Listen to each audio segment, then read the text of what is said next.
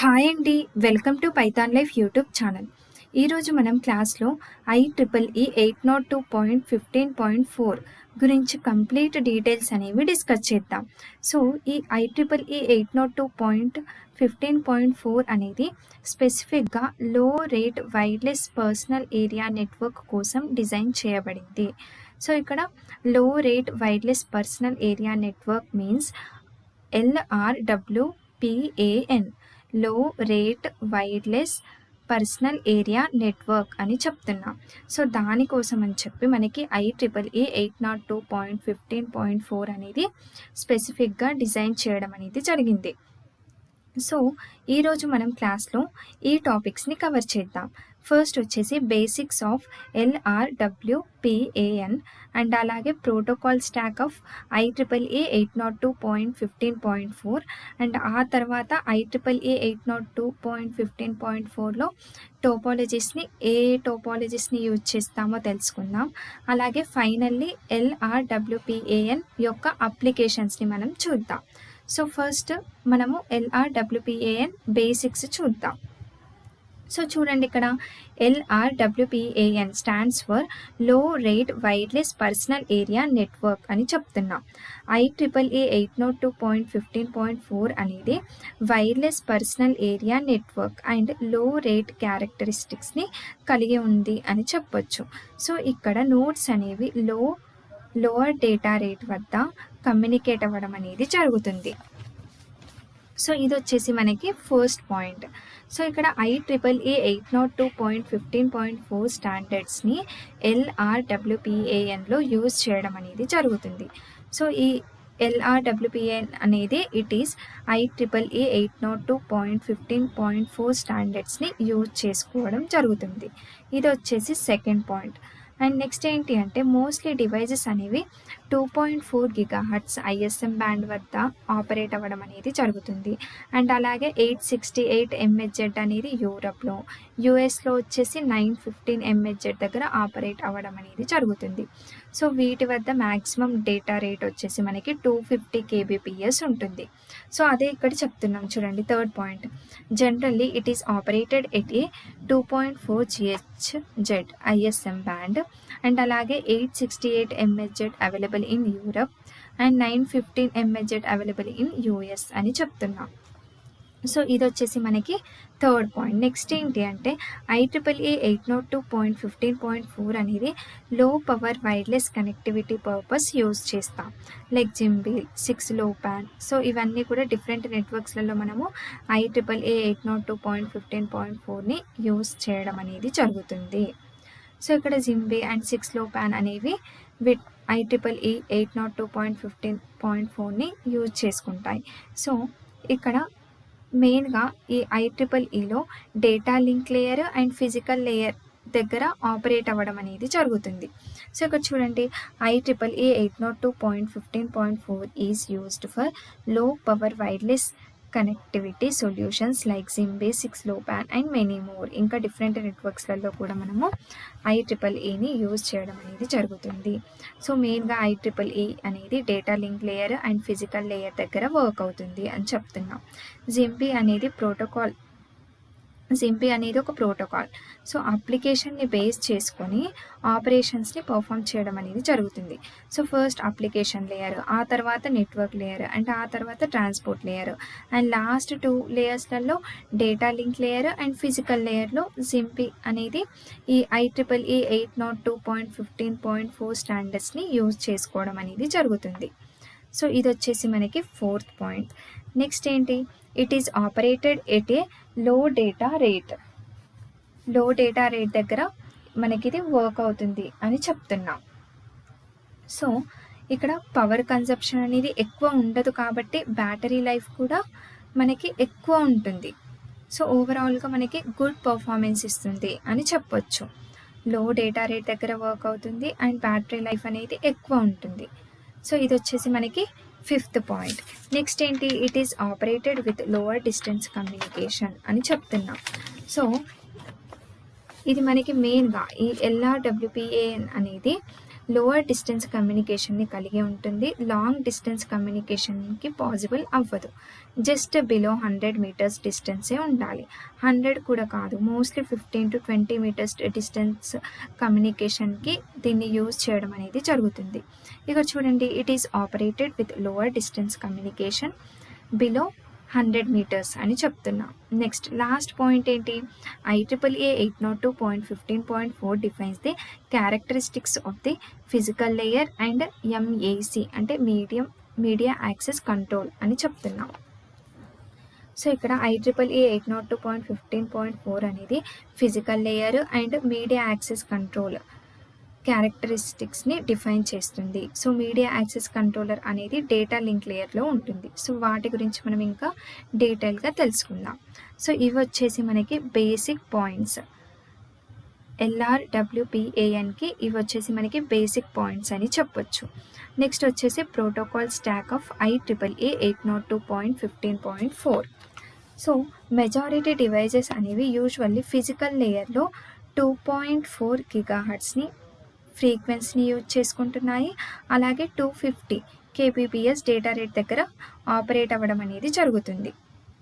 So ఇక్కడ చూడండి, IEEE 802.15.4 అనేది మెయిన్గా మనకి ఫిజికల్ లేయర్లో డేటా లింక్ లేయర్లో ఉంటుంది అని చెప్తున్నాం. సో ఫైనల్లీ ఇక్కడ మనకి ఫిజికల్ లేయర్లో ఏంటి, మెజారిటీ ఆఫ్ డివైజెస్ అనేవి 2.4 GHz ఫ్రీక్వెన్సీని అలాగే 250 kbps డేటా రేట్ వద్ద ఆపరేట్ అవ్వడం అనేవి జరుగుతుంది అని చెప్తున్నాం.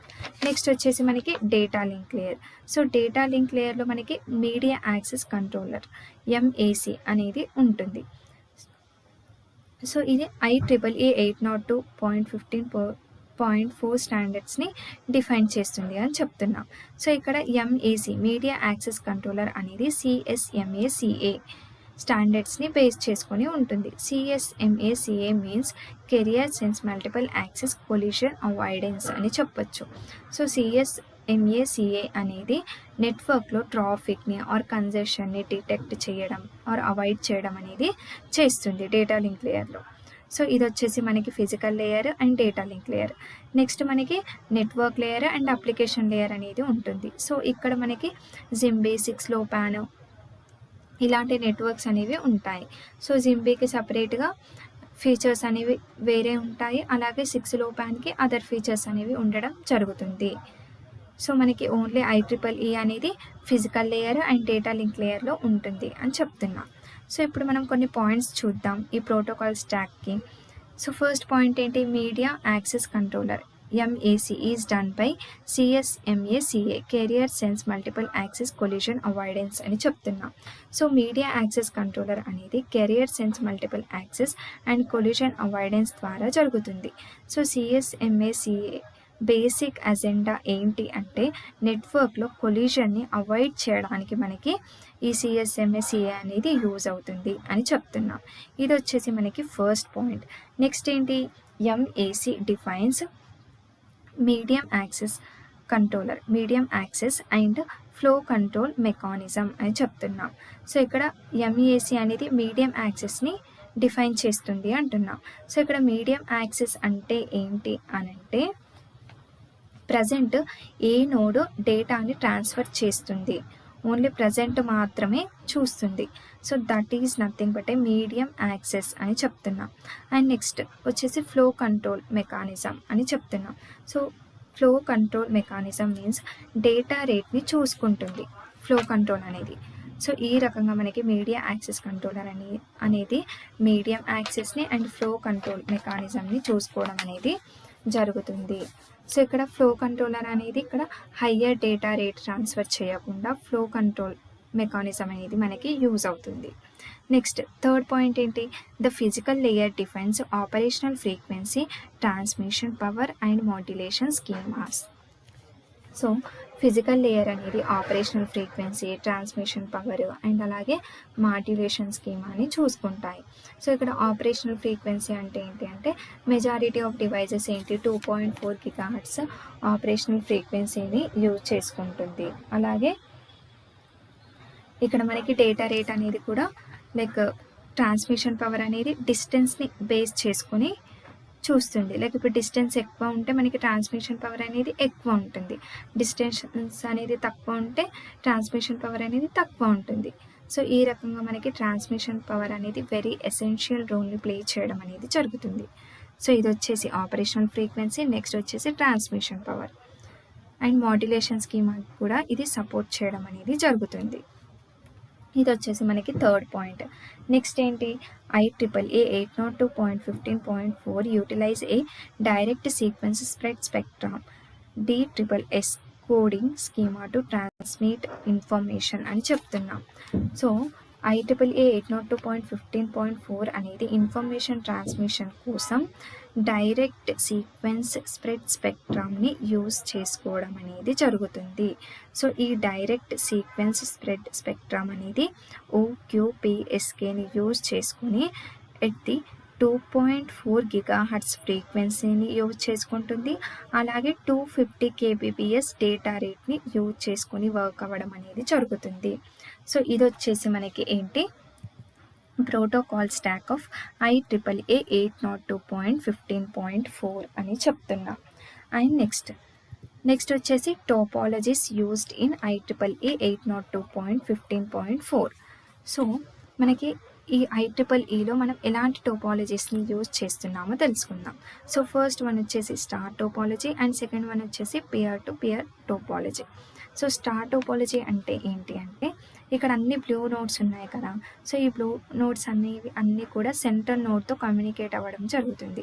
సో ఇక్కడ రిమోట్ నోడ్స్ అన్నీ కూడా డేటాని only central node or central కోఆర్డినేటర్కి ట్రాన్స్ఫర్ చేయడం అనేది జరుగుతుంది. ఈ సెంట్రల్ కోఆర్డినేటర్ అనేది ఎక్స్టర్నల్ నెట్వర్క్తో కమ్యూనికేట్ అవుతుంది. సో ఇది వచ్చేసి మనకి స్టార్ టోపాలజీ. అంటే each and every remote node అనేది ఓన్లీ డేటా అనేది సెంట్రల్ కోఆర్డినేటర్కి మాత్రమే డేటాని ట్రాన్స్ఫర్ చేయడం అనేది జరుగుతుంది. సో ఇది వచ్చేసి మనకి స్టార్ టోపాలజీ. నెక్స్ట్ వచ్చేసి peer to peer topology. So peer to peer topology అంటే ఏంటి అంటే, ఇక్కడ కూడా మనకి సెంట్రల్ కోఆర్డినేటర్ ఉంది, అలాగే రిమోట్ నోడ్స్ అనేవి ఉన్నాయి, మల్టిపుల్ రిమోట్ నోడ్స్. ఇక్కడ each and every remote node అనేది సెంట్రల్ కోఆర్డినేటర్తో కమ్యూనికేట్ అవుతుంది. అంటే వీటికి సెంట్రల్ కోఆర్డినేటర్కి డేటాని ట్రాన్స్ఫర్ చేస్తుంది. అలాగే ఇక్కడ ఈచ్ రిమోట్ నోడ్ అనేది ఒకటి ఇంకో దానితో కనెక్ట్ అయ్యి ఒకటి ఇంకో దానితో కమ్యూనికేట్ అవ్వడం అనేది జరుగుతుంది. So that is the difference between star topology and peer to peer topology. And ఇక్కడ సెంట్రల్ కోఆర్డినేటర్ అనేది ఫైనల్లీ ఎక్స్టర్నల్ నెట్వర్క్తో కమ్యూనికేట్ అవ్వడం అనేది జరుగుతుంది. సో స్టార్ టోపాలజీలో అబ్జర్వ్ చేసినట్లయితే రిమోట్ నోడ్స్ అనేవి ఒకదానితో ఒకటి కమ్యూనికేట్ అవ్వట్లేవు, ఓన్లీ సెంట్రల్ నోడ్తోనే కమ్యూనికేట్ అవుతున్నాయి. బట్ ఇక్కడ చూడండి, ఇప్పుడు ఈ రిమోట్ నోడ్ వచ్చేసి మనకి దీనితో కమ్యూనికేట్ అవుతుంది, దీంతో కమ్యూనికేట్ అవుతుంది, అలాగే సెంట్రల్ కోఆర్డినేటర్తో కమ్యూనికేట్ అవుతుంది. సో ఇలా ఈచ్ అండ్ ఎవ్రీ నోడ్తో కనెక్ట్ అయ్యి సెంట్రల్ నోడ్తో కమ్యూనికేట్ అవుతుంది. సో ఇది వచ్చేసి మనకి పేర్ టు పేర్ టెక్నాలజీ అని చెప్పొచ్చు. సో మనం ఈ టోపాలజీస్ని IEEE 802.15.4లో యూజ్ చేయడం అనేది జరుగుతుంది. సో నెక్స్ట్ వచ్చేసి LRWPAN అప్లికేషన్స్. సో మనం ఈ LRWPANని ఎక్కడ యూజ్ చేస్తాం అనేది మనం తెలుసుకుందాం.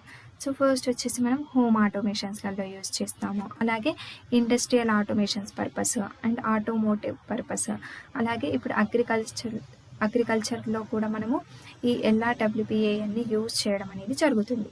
సో మనకి రియల్ టైంలో ఈ రకంగా మనము దీన్ని యూజ్ చేయడం అనేది జరుగుతుంది. సో ఈ క్లాస్లో మనం ఏమేమి డిస్కస్ చేసాం, ఫస్ట్ వచ్చేసి IEEE 802.15.4లో ఇవి అన్ని ఈ కాన్సెప్ట్స్ని మనం కవర్ చేసాం. First basics LRWPAN and protocol stock గురించి అండ్ టోపాలజీస్ అండ్ అలాగే అప్లికేషన్స్.